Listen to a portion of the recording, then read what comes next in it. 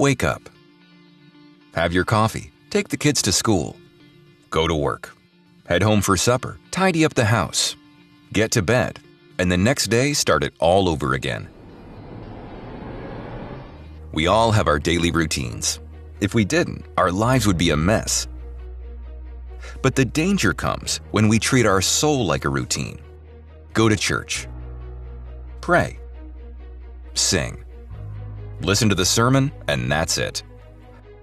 I fulfilled my duties as a Christian. Every Sunday, the same thing all over again. And that's when we think of the phrase, cruising on automatic pilot. It's a common term used in air navigation. One of the functions of this technology helps a plane to avoid turbulence, but it isn't always reliable.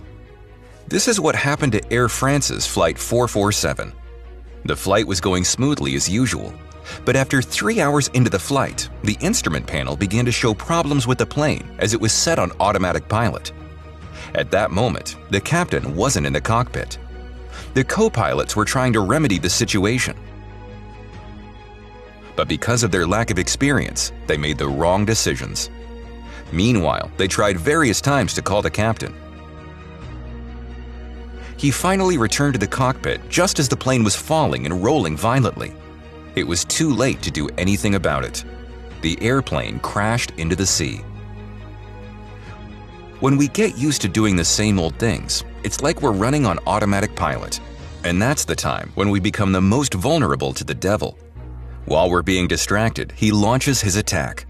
And many times, when a person finally tries to take back control of their life, it's too late.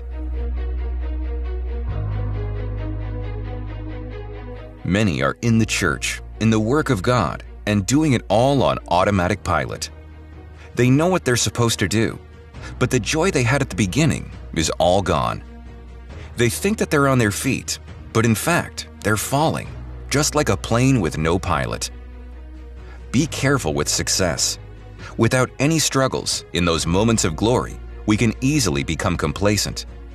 This is when the Christian life is full of battles and tribulations, because it's these times that demand more from us. When we pray more, fast more, and seek God's help from heaven, remember this: calm seas have never made a strong sailor.